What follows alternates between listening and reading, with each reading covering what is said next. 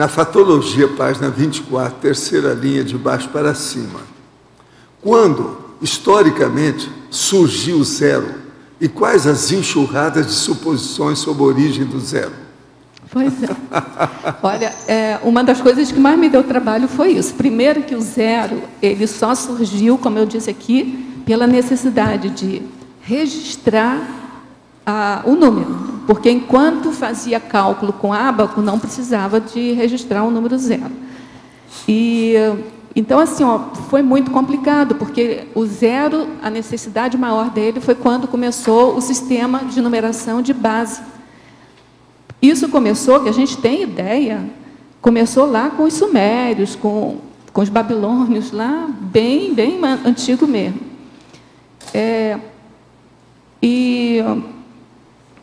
E a gente não tem, assim, o que eu precisei de fazer para montar esse histórico que está na página 28, foi extrair a história do zero de dentro da história da numeração, que para mim foi uma coisa difícil, porque havia uma mistura. Primeiro que, né, a essa época, né, lá 3.000 anos antes de Cristo, 5 milênios, né, 5.000 anos antes de Cristo, você não tem todos os registros bem colocados. Você tem um autor fala uma coisa, o outro fala outra.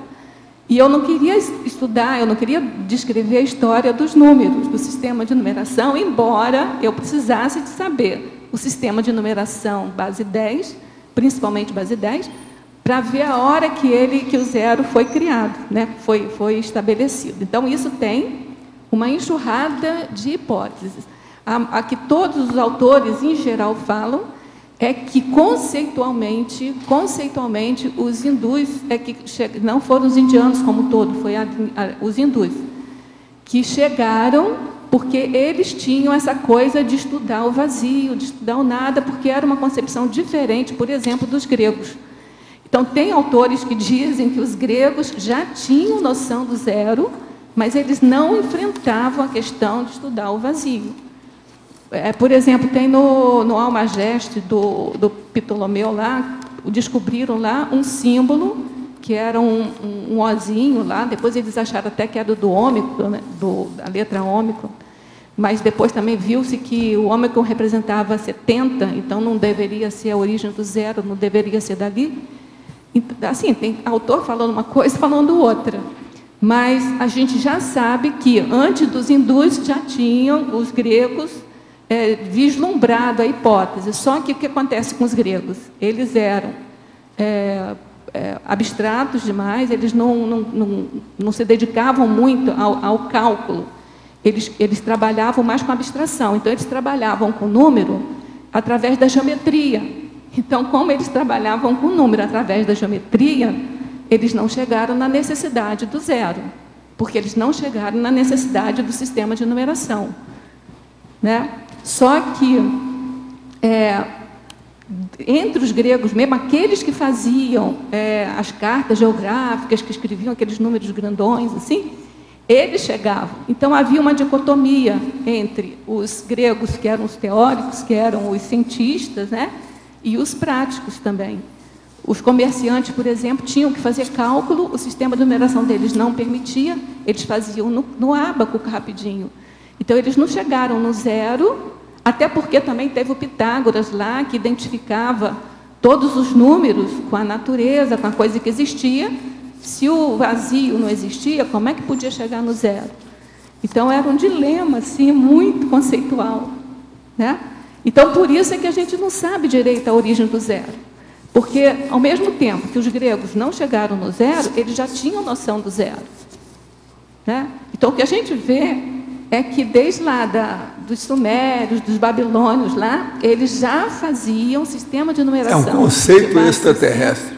Hã? É um conceito extraterrestre. Porque eu não sei de onde surgiu mesmo isso aí. Mas agora, foi a necessidade de registrar e a necessidade de contar. Porque a contagem foi...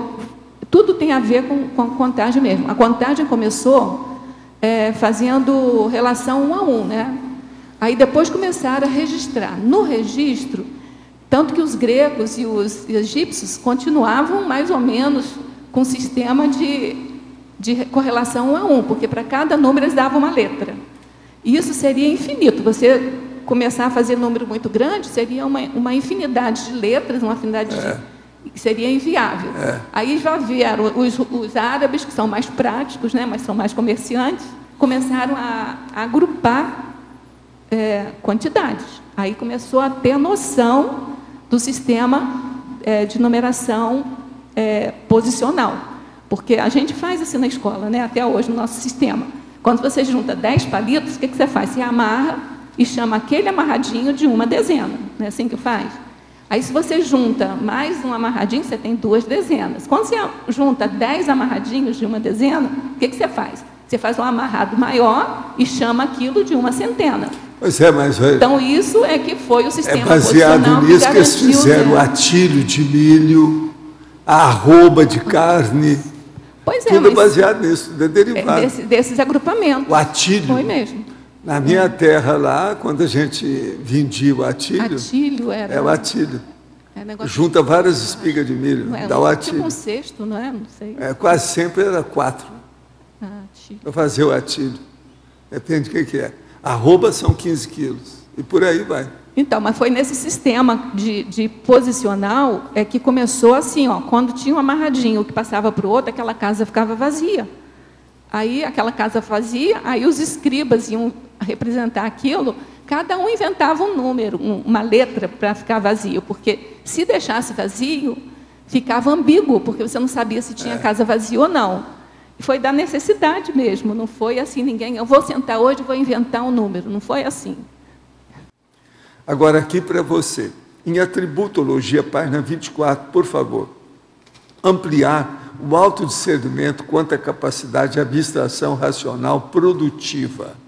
De que maneira manter o autodiscernimento perante as indecisões e obrigações cotidianas, sem corromper a capacidade de abstração racional positiva?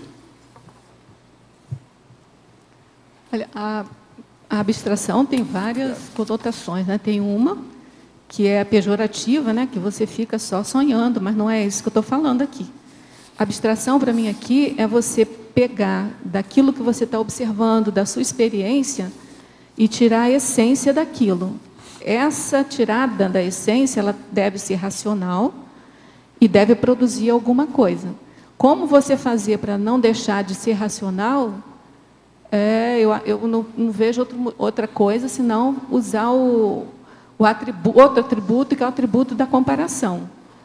Você, na minha opinião, você deve comparar aquela conclusão, aquela abstração sua, com o que vem depois, com o que veio antes, com outras possibilidades, vendo outras pessoas, você vai comparando, fazendo a relação de semelhanças e diferenças e usando seu juízo crítico, porque é óbvio que em cada momento nosso a gente tem um quadro de apriorismos, de conceitos já estabelecidos que garantem a gente uma certa tomada de decisão.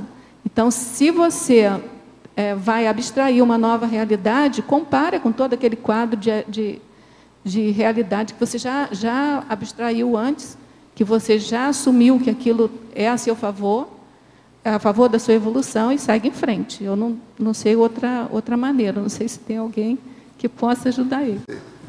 Agora, gente, eu queria falar para vocês, isso aqui, que está na internet, mas o processo é da redação da agência do Senado. Isso aqui é material do Senado.